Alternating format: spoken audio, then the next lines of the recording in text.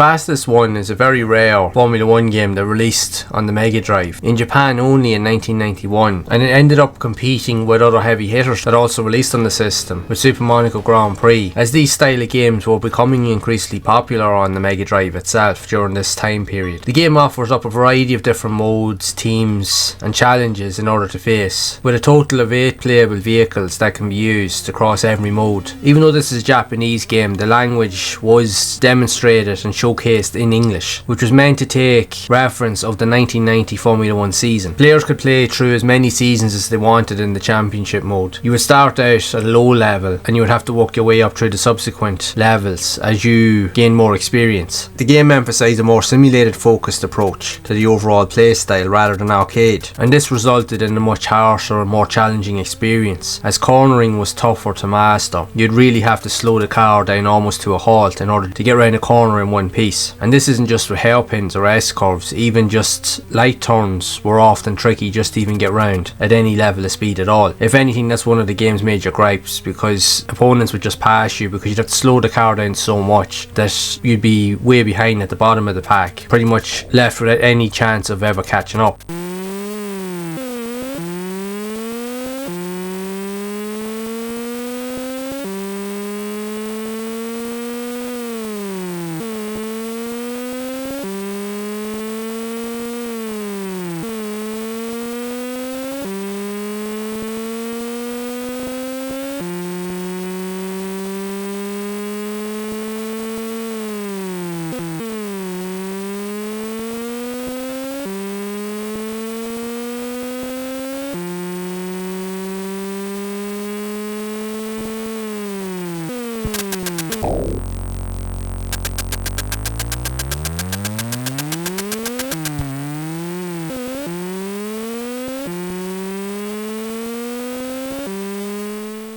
Most of the game modes could only be accommodated for the single player sessions, but there was a battle mode that would allow you to play 2-player against friends. One of the most noticeable visual aspects about this game here is that it is very simplistic compared to other Mega Drive games that were out at the time. Most of the screen limit is taken up by a map and then just your practice sessions or times. The only playable element is a short, small horizontal box that appears in the middle of the screen, which compresses and condenses everything down, which can be quite difficult to see. When you look at other games around at that time that used the full screen elements and were able to place all of the visual representation, both your maps and even times, on the playable screen itself, this game kind of splits everything up into multiple different screens to let you know where you are, which won't appeal to everybody. It's a very, very weird tactic that we're trying to do with this game, so much in a way that the few reviews that can be found online, the game wasn't well received at all, really, because it was clunky, sluggish, challenging, just overly difficult, and it just didn't have all of the competencies of a solid F1 game. While it did have some good characteristics, it just wasn't really able to compete with the other games that were out there. Other games had better visual quality, style, playability. They were just easier to pick up and play. This game was just difficult and in many ways unplayable to many, even to a point that the game was so challenging that if you failed to qualify for a race, you were then subjected to having to watch the race as a spectator, so you could no longer play it until the race was over. It won't be for everybody. This game will really just be for hardcore retro game collectors, just to add to their collection more predominantly. But it's still an interesting look into a lot of rare games that don't get much press on the Mega Drive, if you will. Very few people even know that this game even exists, but like I said, it won't be for everybody. But if you would like to see more Formula 1 games that did release on the Mega Drive, you can check out this next video.